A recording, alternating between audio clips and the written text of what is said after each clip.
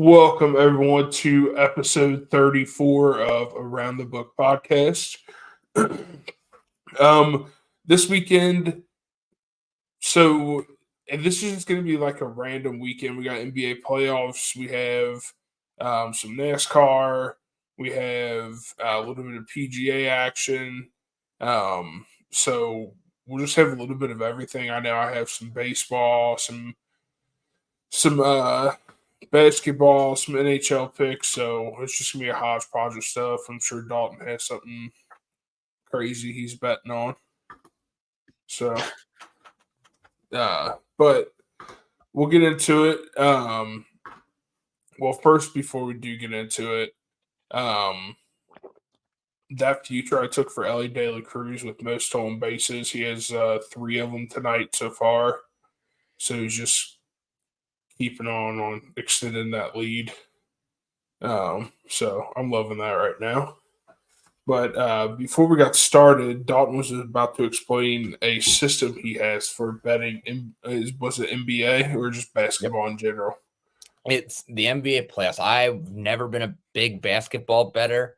I started betting the NBA last spring for the NBA playoffs, and I came out, I think at least I came out of the playoffs like $50 to $100 ahead by the end of it. And I didn't individually bet any games. All I did the entire playoffs last year is I put $5 on a parlay every night of the NBA playoffs, whatever games were. I just picked a result, either the spread, money line, or over under. I picked one result from each game and just parlayed them together and put $5 on it. And I came out pretty far ahead last year on it. This year I tried straight betting the first night of games, didn't work, and I also threw like a $5 parlay on it. But I've been doing the $5 parlay every night so far. I've only hit once so far, but that was I think the second night of the playoffs. I hit a 4-game parlay, and that paid out at I bet $5 and it paid out 78. So nice. I haven't hit anything else NBA yet, and I'm still up. It works really well, especially because the NBA playoffs kind of predictable in a lot of ways in terms of just the result. You can, especially as the series go, you can kind of get a feel for the vibes. Highly recommend it. I might start tweeting out the picks. I don't know. I'm worried that's going to kill them. But like tonight, already lost. But the system works. It does work. Like I lost again tonight already because I had Boston minus 14.5. That really didn't work out. But again, I am 1 for 5 on this so far, and I'm still up. So the system works. Yeah. Yeah, you have a little bit of a time before you run out of being in the green. Exactly. And it gets easier as the series go on. Yeah. Hello, JT. How are you? I am okay. I'm okay. Good. That's good, I guess. I guess. No, I get it, though. Sometimes you're just okay. That's okay. Yeah, I mean, life is good, but, I'm late to my own podcast, and, I do all my, bet stuff on my phone, and my phone's been broken all week, so not only I'm late, but I'm totally unprepared, so, in the grand scale of things, good, but, it's not great for the pod life. Was how some of our picks have been being unprepared might be a blessing in disguise. That's right. Let's go. I'm just gonna bet any old draft thing tonight. Yeah. So I guess let's get into it. What do we want to start with? What do we usually start with? I guess NASCAR. Do you have anything for NASCAR this weekend, Dalton? Oh, yes. I got a few picks. So we're at Dover this weekend. Again, Dover's big Chevy track. I know I feel like I say it every week. But we've been hitting a lot of short tracks. And I mean, it doesn't help. It doesn't hurt that Hendrick Chevrolets dominate most of the track. But again, the Monster Mile. I think you're going to see a lot of Hendrick drivers do well. My winner this week is William Byron at plus 750. Typically, his teammates have done better at this track than him, but I think it's kind of his turn in a lot of ways. And I like the value at plus 750. I do like Chase Elliott to finish in the top 5 at plus 140. For top, I do have a top 3 pick though as well. Actually, I don't. Well, if you don't have the top 3, I do have one. Yeah, I thought I had one, but I don't. My only other pick is Bubba Wallace at top 10 at plus 110. And then I have Chevy to win it at plus 120. What do you got? Well, before we get started, Shane said, well, I feel like I just saw Jake and Dalton earlier today. So, yeah, shout out Shane. He's going to be live tomorrow night for the draft. Dalton, you'll be on there. Jake, you'll be on there. JT, I don't know if you're going to get on at all. I might stop by. Might be doing some other podcasts. I'm going to be a little bit all over the place tomorrow. Yeah. I'll probably be on for the Niners pick. So we'll definitely shout that out when he goes live. Make sure everyone you guys, if you guys are watching us, go watch Shane tomorrow and Jake and Dalton when they do the live draft coverage. So get on that. And my dog just kicked my camera. Gosh. So I have a top 3 finish of Kyle Larson at plus 130. And I went safe with that. Well, I feel like it was a safe bet. I got destroyed last weekend at Talladega. We all did. Yeah, that was like, man. I waterfalled it. I had him going top 20, top 10, top 5, and then winner because I was so confident. Yeah, the super speedways can be cruel bitches. Yeah, they just are because they're both Talladega and Daytona are known for 1 or 2 big wrecks that take out everybody, and we saw it last week. Yeah. So I'm gonna try to go with something I feel is a little bit safer. It's only at plus 130, so it's not like it's anything crazy, but I'm just gonna play it safe because I was really. Yeah, no, I like that. Another guy I also like. Keep an eye on is Martin Truex Jr. Another good value pick, but yeah, I think playing it safe at Dover's not a bad bet. Yeah. So, Jake, JT, any of you guys got anything? Motorsports? Nah, no motorsports this week. Not a single thing from me. All right. Sounds good. So let's move on to, I guess let's go to golf. Are you on this Zurich Classic at all, Dalton? Yes.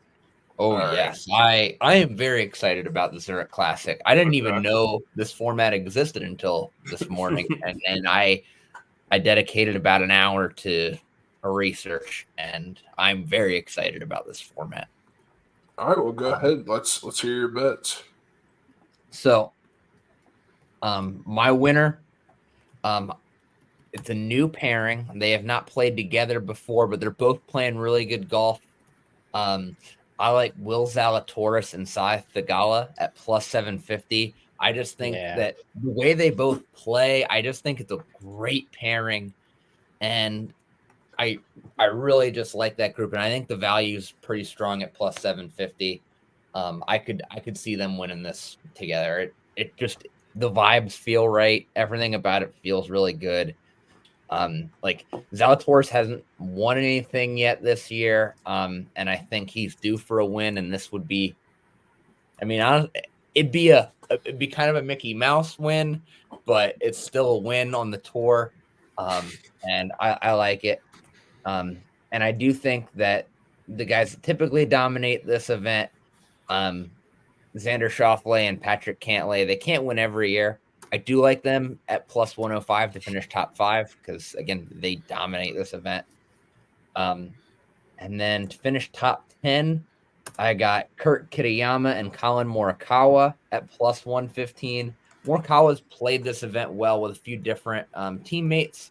Now he's paired up with a friend, and I think this is a really good pairing. I think someone like Kitayama can kind of balance Morikawa's play style a little bit, and I think they got decent value getting plus odds.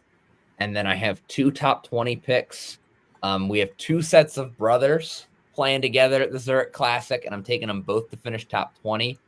First, we have the Fitzpatrick brothers, Matt and Alex, finish top 20 at minus 105. Both these guys look good as of late, and they've hovered around the top 20 in this tournament before. I could see them cracking the top 20 this year. And then we got another pair of brothers that's been playing okay, a little bit disappointing, but like they're still both good golfers. We've got the Højgaard brothers, Rasmus and Nikolai Højgaard, to finish top 20 at plus 115. And all 5 of those picks, of course, we got to parlay them together because why not? And those 5 picks parlayed together are at plus 15,625. So $1 bet pays out 157. So that's my big parlay for the weekend of golf. But yeah, that's what I got for Zurich. I like it. Go ahead, Jake. What do you got? I got my picks are Dalton actually listed off all 3 of them. So I'm taking Schauffele and Cantlay at plus 105 for top 5.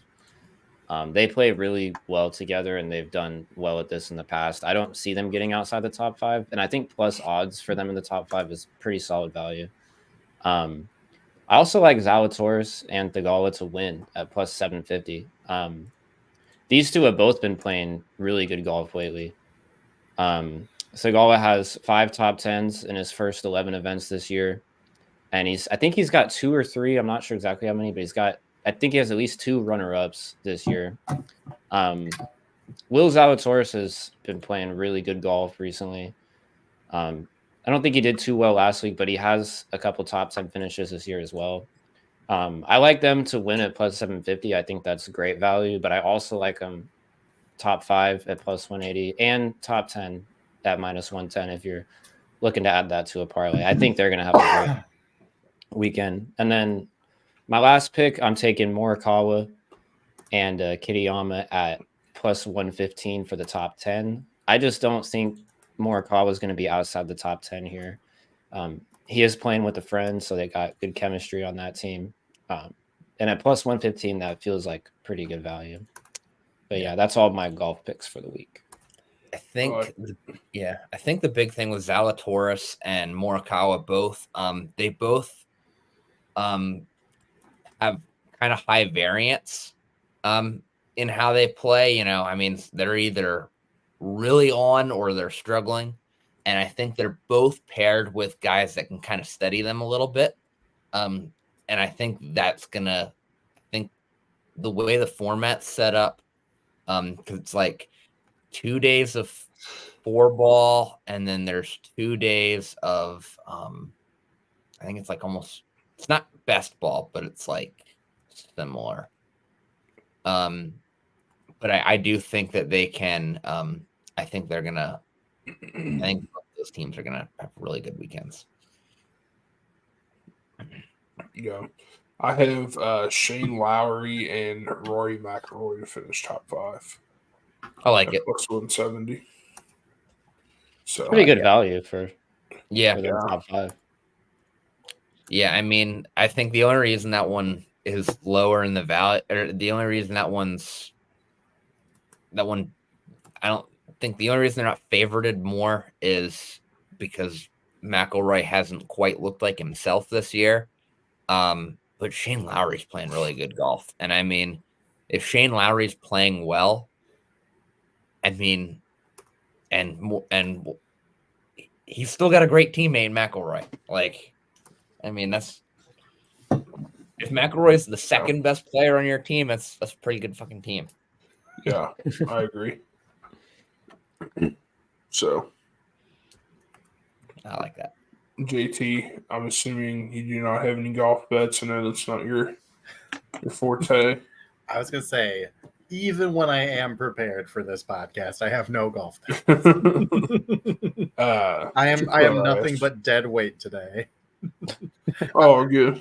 I am currently researching all my draft bets right now as we speak. Oh, you're in one of the fun states. Yeah. Oh yes. Yeah. So, we'll continue on then. So we've gone through NASCAR, we've gone through golf. All right. So let's actually do some basketball bets. I know you said, Dalton, that you had a parlay that's already Dead. over, but do you have one for tomorrow yet? Haven't looked at tomorrow yet. But I do have another pick for tonight. The second leg of my parlay, if you wanted to individually bet it, All right. what I took was, if it'll load, I hate DraftKings. I hate it so much. Someone else can go. Circle back to me. Okay. All right. Go ahead, Jake. I have 2 picks for tomorrow, and then I have 2 series props. Okay. For tomorrow, I've got the Magic at minus 1.5 against the Cavs. I think the Cavs are for sure going to win this series, but it's going to be the first playoff game in Orlando for a while. I think the crowd's going to be ready, and I can see the Cavs dropping this one. I still think they win the series, though. And then I'm taking the over in the Knicks and 76ers game at 201. Feels kind of low. I think both of the games in this series so far have gone kind of comfortably over that. So I like that over. And then I also like the Sixers minus 4.5, just because, I mean, they should have won game 2. Sorry to rub salt in an old wound, or not an old wound, but a new wound, Dalton. But they should have won game 2, I think, by that same spread. So I think they're going to come out pretty pissed off after the way that ended. And I think they're going to take game 3. And then for series props, I'm looking on DraftKings, and I think it's closed because this game is playing right now. So I'm not sure what the odds will be after this game, but I do like the Pelicans against the Thunder. At least after seeing game 1, I also thought the Pelicans should have won that game. Before the game started and the odds closed, they were at plus 700, which I feel like is really good value, especially after how close game 1 is. I think they're a tough matchup for Oklahoma City. And we'll have to see what happens with game 2. But I do like the Pelicans. And then I also like the Bucks at plus 105 to win the series against the Pacers. It's tied 1-1 going back to Indiana, but there's been no Giannis so far. If the Bucks get into any sort of danger in terms of like losing this series, I don't see how Giannis doesn't come back for that. And getting them at plus odds feels like pretty good value. So, yeah. I like that. I just have a parlay for tomorrow. What I did is I took everyone in their points. So I took the Cavaliers at +2, the Knicks at +4.5, and the Nuggets at +1. Just parlayed those together at +589. So I'm just going to go on. I think all 3 of those teams could win tomorrow. But if they're going to give me points, I'm just going to take those. Yeah. I like it. I did end up putting together a parlay for tomorrow. So what I'm taking tomorrow You kind of alluded to it a little bit talking about the total. Jake, I'm taking the under at 199. Under 199. I just think no one's scored 100 yet in that series. Until that happens, I think we're safe taking the under. There's not a lot of offensive firepower in that series. I'm also with you on Sixers minus 4.5. Sixers are at home. NBA series, it's not a series until someone wins a road game. I don't think that's happening tomorrow night. I think this is where the Sixers really start to kind of make their statement game, because they've been the better team, I think, in the first two games. Yeah. And I think where they put together. And I do think tomorrow night is where the Lakers have been kind of sneaking around this a little bit. I think they're going to steal one tomorrow night. And I mean, they're probably going to get beat 4-1 in that series, 4-2. But I think they steal one tomorrow night. And I like the Lakers at minus 105. So those parlay together at plus 611. So $5 bet wins you, pays out at 35. So solid value. And again, I'm telling you, just if you parlay all the results each night, it works. It works. So you had Philly minus 4.5 under 199 in that Cavs game, and then the Lakers money line. Yeah. And as far as tonight goes, I would still grab Pelicans plus 10.5. Yeah. Live. I had him at 7.5, but I would still definitely grab him at plus 10.5 right now. All right. I'm going to trail you on that one tomorrow, even though it kind of contradicts a little bit. Yeah. What's wrong with hedging? Yeah, I'm going to hedge a little bit. So we have basketball covered then. Let's go with baseball. Does anyone have any baseball bets for tomorrow or anything for the weekend? Any futures that they've saw? I think I feel comfortable going back to betting against the A's every day. Yeah. They had a little 2-week stretch where they started winning some games, and then they played the Cardinals, and ever since then, I don't think they've won a series. So I'm back on the betting minus 1.5 against the A's every day. I love that you take the spread. Yeah, they've had enough like 1-run losses too to make me want to stop doing that. But Yeah. it's not worth it to take the money line Yeah. against them just because there's no value there. So Yeah. Makes sense.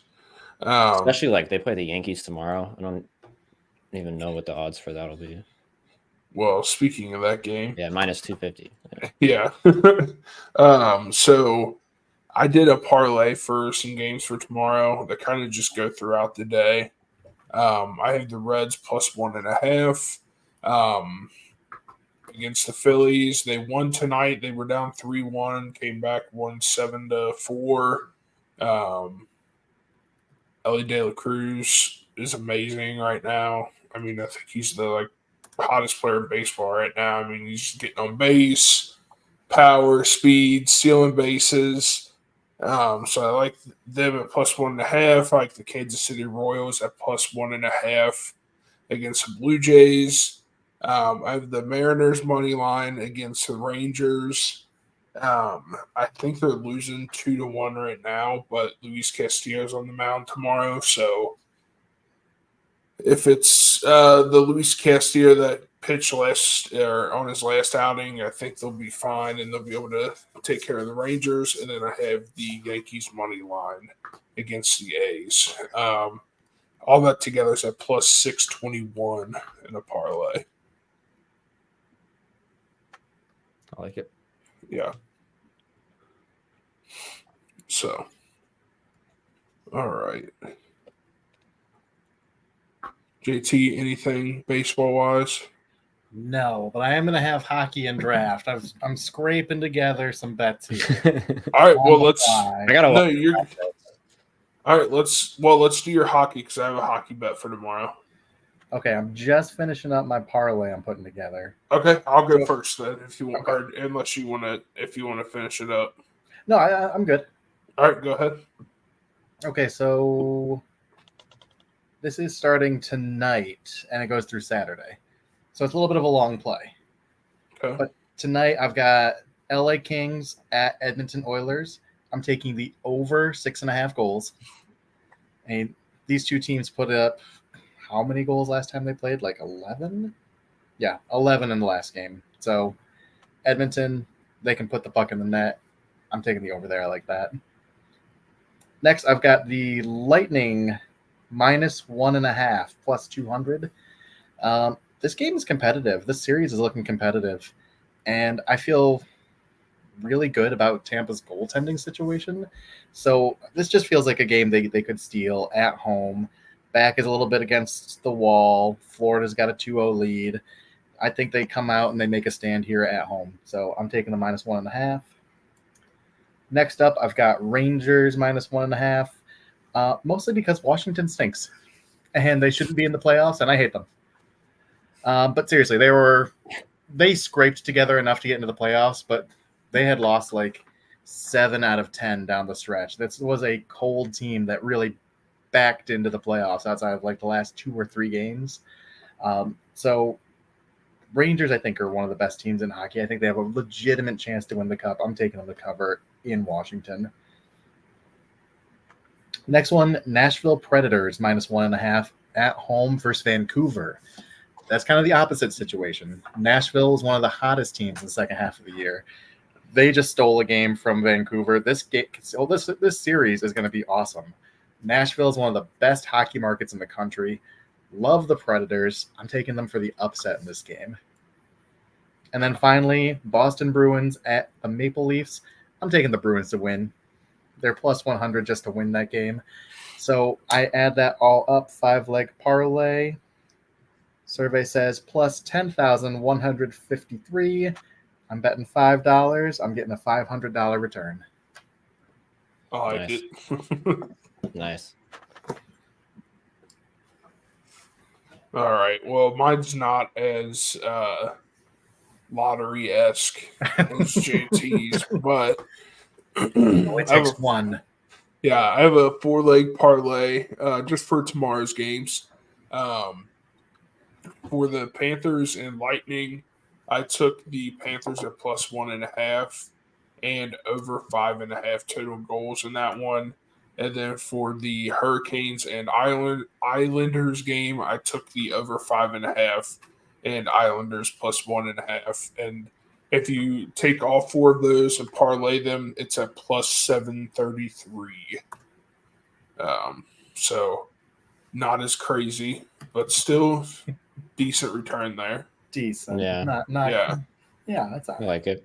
Yeah. I got a couple. It's Hockey scraps. All right. I got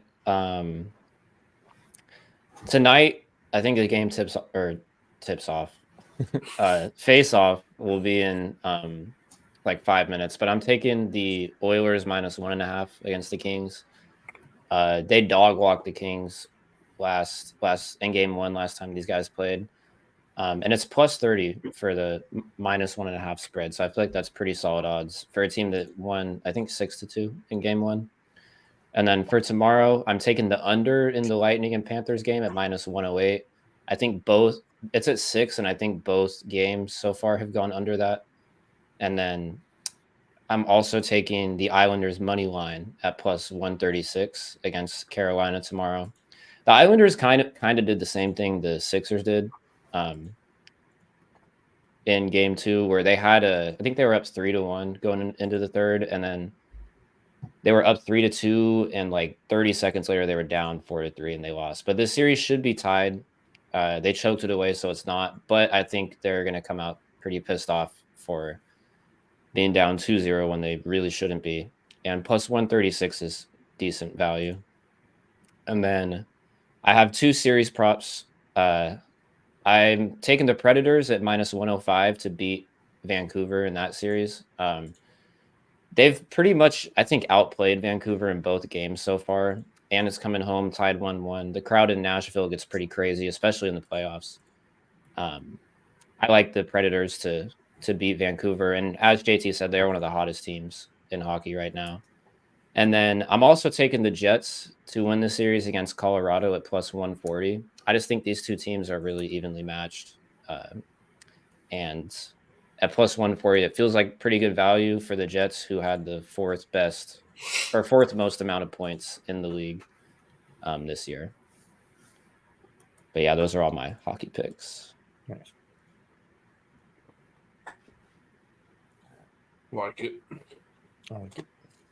All right, JT. So since you are lucky enough to be able to bet on the draft, if you want to go ahead and take over a little bit, and let us know what you're feeling for tomorrow, Yeah. So or throughout the whole draft at least. I want you guys to kind of walk this through me, because I'm going to tell the odds up front, and they're going to sound crazy, but I want to walk through it, and I want you to tell me what's really crazy about what I say here. Okay. Okay. The odds are 147,770. Right there. Stop. So I told you, it's going to sound crazy up front, but it's only a 4-leg parlay, and I want you to just walk through it with me. Okay. So number one, first running back off the board. Okay. Do you All guys right. have any feeling on who that might be? Strong feelings? Trey Benson? Yeah, That's who I put my money on. So absolutely. I'd be shocked if it's not. yeah, I think the only buzz I've heard anyone else is Jonathan Brooks. I know he's got an injury history, so I feel really confident that Trey Benson is going to be RB1 off the board. I wouldn't be surprised if he goes tomorrow night, to be honest.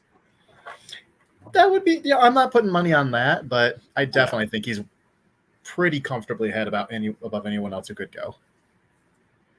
All right, so we're all comfortable there so far. That in itself is just plus 300. Yeah. All right, number two, first linebacker off the board. Who y'all thinking?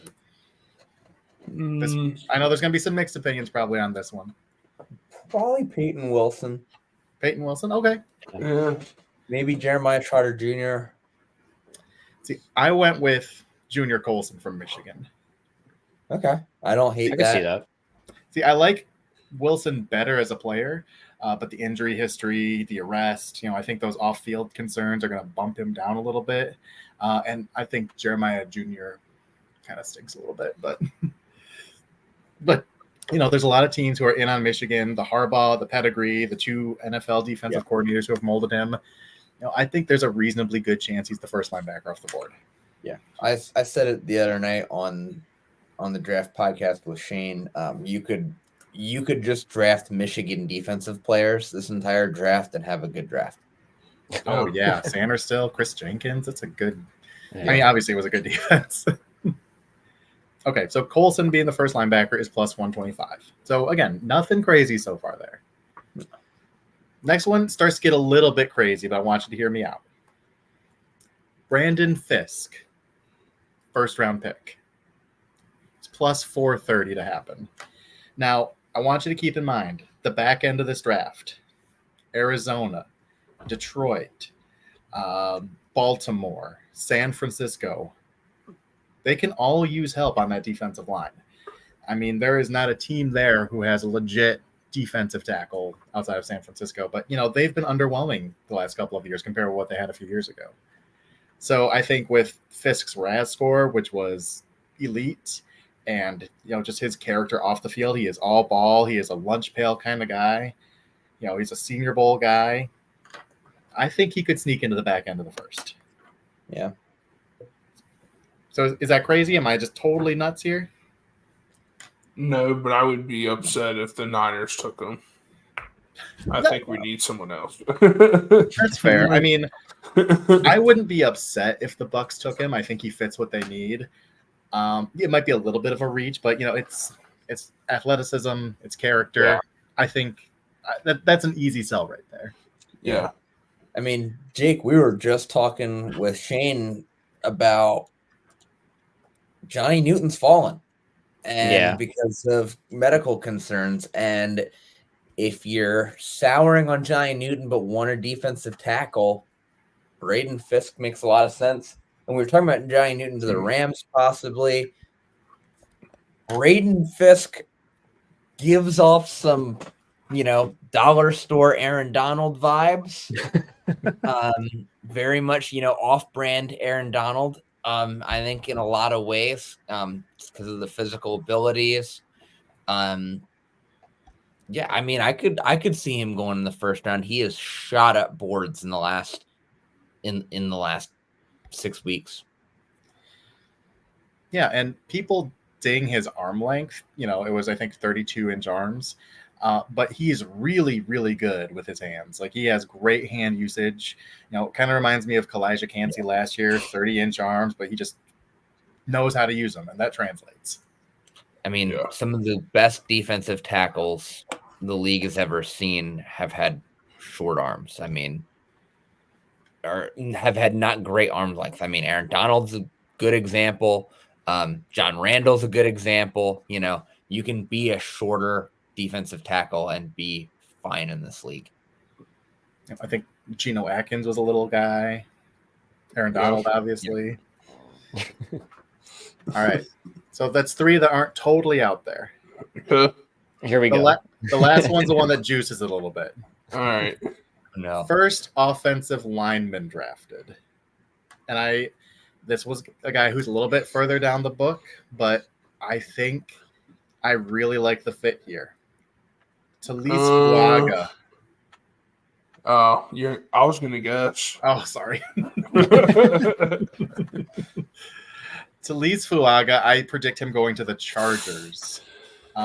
Chargers are looking for an offensive tackle. We know Harbaugh wants to establish the run.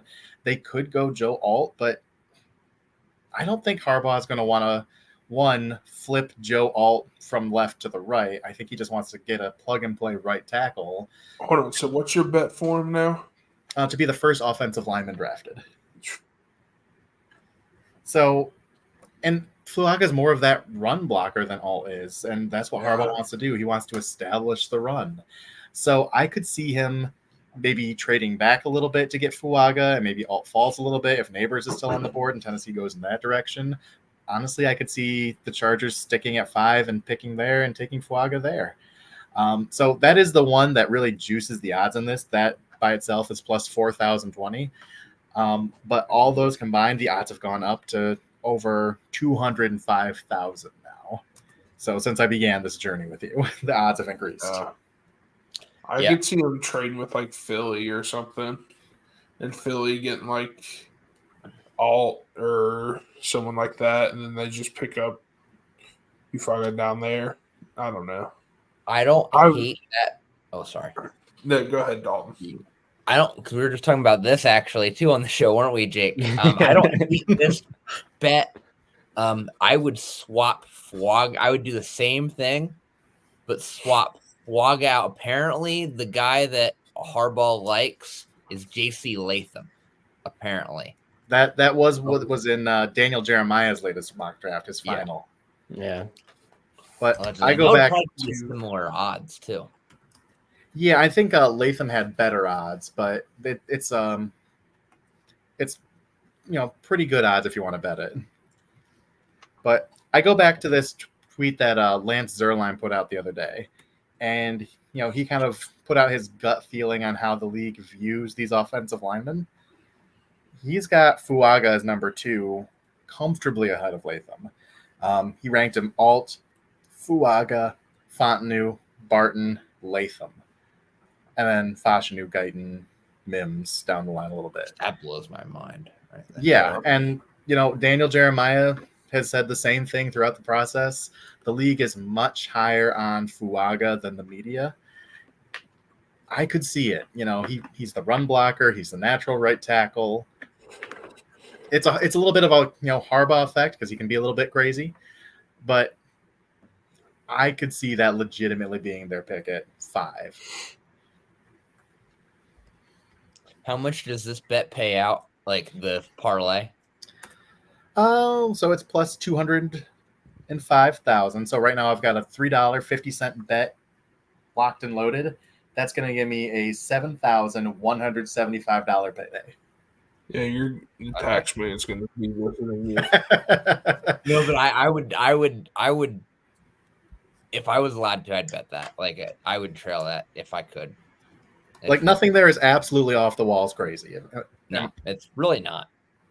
Like, it's a long shot. Don't get me wrong. There's a reason the odds Yeah. are not good on it. But I think there's a legitimate path to it. Absolutely. I see the vision. Yeah. Walk with me. We got it. What else Is you that- got? Honestly, I'm probably going to take that Fuaga bet just straight up individually. That's plus 4,200. Oh my gosh. Yeah, that's a long shot bet. And if the odds are only getting longer, I think the buzz about Latham being their guy, I think that's kind of, circling around everywhere right now. Yeah.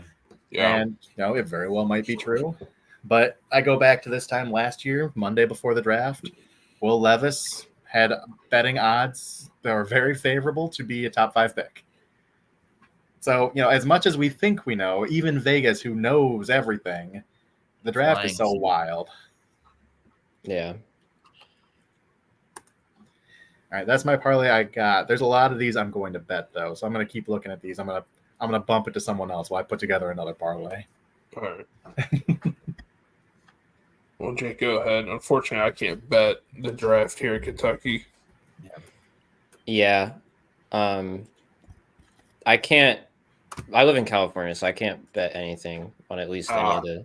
I have to use a little something called Bovada, but yeah, No Anyways. free ads.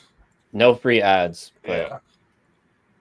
This if you one live in a actually- state where sports gambling is not legal, Yeah. um, And anyway, if you ever hit one of Or those I incriminate JT style bets, you won't have to pay taxes. yeah. Okay, I have 12, so I'm just gonna run through them real quick. I like Drake May to go number 2 at plus 600. That just feels like really good value. And I know that everyone is talking about how Jaden Daniels is going to be the number 2 pick. And personally, if I was drafted number 2, I would take Jaden Daniels. But I mean, Drake May at plus 600, I might put a couple of dollars on that. And, if the Daniels news turns out to be a smokescreen or something, that's a nice little payday. If that happens, then I love Jaden Daniels as a number 3 pick at 750. Kind of those both depend on what Washington does, but if Washington does decide to go with May, then I think both of those will hit because I think then New England, if they don't trade, we'll go with Daniels. So I like that. 2 things. I like JC Latham at plus 275 for the Chargers at number 5. In case they don't go that route, I brought this up on the draft show before this, but the odds for the Chargers to draft a QB at number 5 have gone from 100 to 1 to 15 to 1. So if Wait, you have Yeah, any, what now? the Chargers taking a QB in the first round, I think it's at number 5 specifically. Chargers I'll have to taking a find the QB? tweet I saw. Yeah, I know it sounds kind of funny. But JJ McCarthy is plus 330 to go at the number 5th pick. Oh, okay. So in the Chargers slot, not necessarily to the Chargers. No, to the Chargers. So I like McCarthy just in case someone trades up, but I also the odds on the Chargers taking a QB in the first round have gone up a lot. That's crazy. Yeah, no, it doesn't make sense to me. I think But that's bait. That's bait. That- That is Vegas trying to take your money.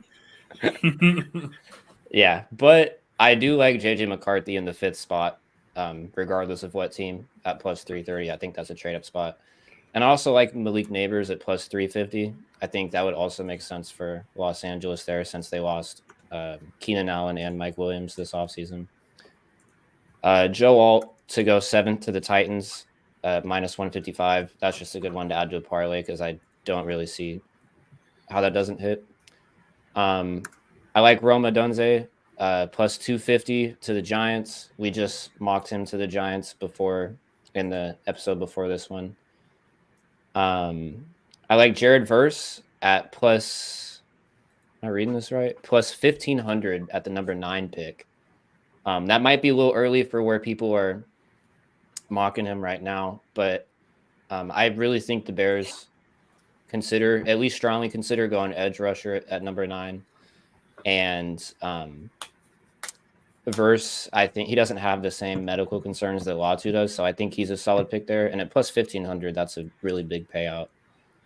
And then I also like JJ McCarthy to be drafted at over the 5th pick. That kind of contradicts one of my other ones, but that's a plus 100. That's a solid one if you don't think he'll go that high. I got Bo Nix to be drafted in the 1st round at plus 125 because I think a lot of QBs will go off. I got Brock Bowers being drafted under 12.5 at minus 250. The odds aren't great for that one, but I don't think he gets past 12, so that could be a good one to add to a parlay. And then I'm almost done here. I'm just rolling through these. I got the Raiders to take either Jaden Daniels or Michael Penix Jr. at plus 125. I think they're going to go QB, and I think it's going to be one of these guys. It might not be Penix in the 1st round, maybe, but I just don't. It's the Raiders, so I should stop trying to predict what they'll do on draft day. Yeah. But disappointment. Can you bet on disappointment? Will I be disappointed in the Raiders? It'd be like negative 10,000 odds. But yeah, I think there's a solid chance they leave with Daniels or Penix, and at plus 125 is decent value. And then finally, my last pick, I like Spencer Rattler to be drafted in the 12th round, the 2nd round at plus 265. Pretty good value there, and it might be a little early for him, but he does a lot of things well that I think he'll be a solid player in the NFL, but I think he has that gunslinger arm. He does a lot of things well enough to convince a team to take him in the 2nd round, especially if QBs are flying off the board early. But yeah, those are all of my draft picks. Yeah. I like it. I like a lot of those picks. Yeah. The one I like but also scares me is the Verse to the Bears at 9. I think the Bears would be very in on Verse. I think he makes a lot of sense to put him on the other side of Sweat and just build that pass rush. My only fear is, will they trade down? Is someone going to try and jump up and get a wide receiver who's sliding, or Brock Bowers, or, there's been so much talk about the top 10 is going to be wild with trades. I could see them like jumping back to 15 and still taking Verse because, I think that's a natural fit. They're a hard team to predict when they only have 4 picks in the draft. Yeah. Yeah, I think especially because they only have 4 picks, it would make sense to trade down. And I think Verse 9 is definitely early, I would say, for Verse. But yeah, the plus 15,000 just sounds really good. So those are my kind of odds. I like it. All right. I have a draft, more a draft question than a bet question. What are the odds you think the Raiders trade back into the back end of the 1st round to get Penix? Like if they took mocked that. Yeah, good. I did too. We had him trading with Buffalo, I think, up to 28. Okay. I actually, in my final mock draft, I had him jumping up with San Francisco and Casey's team to get that 5th-year option for Michael Penix, because I just can't see them taking him at 14 when a guy like Terrion Arnold is there, who I think would be a really good fit. Yeah, my dream at 13 would be a corner like Cooper or Mitchell, and then trading back up into the end of the 1st for Penix, because I do think it's important they get him in the 1st round so they can get that 5th-year option. Yeah, that was in my final mock draft, and I had to submit it today, so it's done, it's over. I just wanted some validation with that. My ideal Raiders draft is trade back, get Bo Nix, and then take like Jordan Morgan and Max Melton in the 2nd round, assuming you get a second for trading back. That's right. I forgot your love of Bo Nix. Like the thing is, they've talked to everyone's. Here he goes. Here he goes. The thing is, apparently they value escapability. Penix doesn't have that anymore. Yeah, no, that's a good point. And I think if they do take Penix, especially at the end of the first round, I think they're probably taking a lineman at 13 if they don't trade out of it because, yeah, I do like, especially with the line we have now. I think I see the reasoning for Nix, especially without escapability, because Penix behind a pretty average at best offensive lineup, I think, does make me a little nervous because he really is not too mobile. Yeah, All right. it's understandable. Dog, Does you got anybody have any other lacrosse? picks? Yeah, that's my last thing. If anyone wants to throw away some money on college lacrosse this weekend, have not been hitting the last couple weeks, but we're starting to get to the end of the season. Some decent matchups this week. I've got Duke minus 5.5 against North Carolina at home against North Carolina at minus 120. Duke's a legit title contender. North Carolina is probably going to be the only ACC team that doesn't make the tournament. They're just bad. It is a down year for UNC. I don't see them covering 5.5. They've struggled to cover 5.5 against a lot of teams. Don't see them doing it against Duke. Team that I do think will cover is Dartmouth at plus 8.5 against Cornell at minus 115. I don't think Cornell's that great. They haven't been blowing teams out. And Dartmouth has at least hung around with the rest of the Ivy League this year. Last game of the year, I think they'll stick around. They'll probably lose by 6, but I think they'll hover around under 8.5. And then the last one, this is a weird look. This is more of a football spread than a lacrosse spread, but I got Fairfield minus 14.5 against Hampton. Hampton is kind of new to Division I lacrosse. They're an HBCU that has recently added lacrosse. And they are, their only win in the last 2 years came against a Division III school. And they've only, in 4 of their 12 games, they've only covered 14.5 in 4 of their 12 games this year. Fairfield's one of the better teams in their conference. They're not a great team, but they should easily beat Hampton by 15 goals. Everyone's doing it. So you parlay those 3 picks together at plus 540. So decent value in the parlay. All right, I'm going to take your word for it on those. So I guess we'll just end it on that unless anyone has anything else crazy that they're betting on. Nothing crazy, but just a couple of pre-made bets by FanDuel I like. Number 1, exactly 5 wide receivers to be drafted in the first round. That's plus 270. I like that as a standalone because I can't parlay them. Number 2, plus 390, Rome Odunze to be the first wide receiver off the board. What's and Michael that? Penix. So it's a 2-parter. Rome Odunze to be the second wide receiver off the board. I said first, but not second. Oh, Okay. okay. I was about to say. So only 390. Those odds would be way better. Yeah. So it's Odunze to be the second wide receiver off the board, Okay. and Michael Penix to be drafted sometime before Bo Nix. Ooh. That's interesting.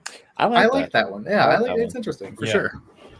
I think the Giants are going to be in on Odunze, because you look at their roster like a year ago this time, and we're talking, man, they've got 8 slot receivers, but no one to play on the outside.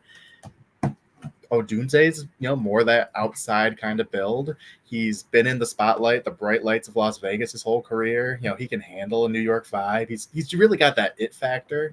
And personally, I like Neighbors a little bit better, but I think Odunze is just going to fit what they want. I think Odunze, I have Odunze as my wide receiver too, so I think that's great. Yeah, they're super close. I like more the yak that Neighbors can bring, but they're just 2 different styles. It's kind of a pick your flavor. Yeah. Yeah. Oh my gosh, Casey, your dog is so cute when he's not kicking your camera. Oh, this is the girl. It's the boy that kicks the camera. He lays at my feet and just pushes and grunts and stretches. He's a good boy. Yeah. Yeah. All right. So, anything else, Dalton? Any political? Nah, not much right now this time of year. We'll see as we get closer to the conventions. I'll have some firm bets on Trump's VP. All right. I like it. So just be ready for that, folks. See if Biden's going to be able to run. We'll see who's going to be the VP for Trump. We'll see everything. Maybe we'll have a betting or live betting night on election day. Betting on individual. Bet on all the swing Yeah. Oh, I my would be gosh, so that is a drunk great for idea. that podcast. Like we're gonna need to be. Yeah, I don't even want to know who wins the election. I just want to be just blackout drunk. We can just like do some personal where we just like all put $1 in for each state. And just like PayPal each other. I'd feel more comfortable playing roulette. Yeah. Like Russian roulette. All right. Before anyone gets canceled, so we Say the state of appreciate. America. Yeah. We appreciate you guys listening tonight. Like you said before, go listen to Shane tomorrow for their live draft coverage. Dalton will be on there. Jake will be on there. JT possibly could be on there. I'll probably be on there later in the round for the Niners unless they trade up. So we appreciate you guys listening tonight. Hopefully follow some of our bets. Follow Dalton's system. It is working so far. So we appreciate everyone. Yeah, trust the system, trust the process. So hopefully this trust the process goes a lot better than the one that they try to do in Philly. But You never know with that. Hey, it's not done yet. It's not done yeah, yet. you never know. I guess. Embiid's Not still done there. until Embiid literally falls apart. He's close. It's all all part right. of the plan. Yeah, it's all part of the process. Okay. Well, thank you, everyone. Have a good night. Enjoy your weekend. We'll see you guys next Wednesday at 9:30 Eastern.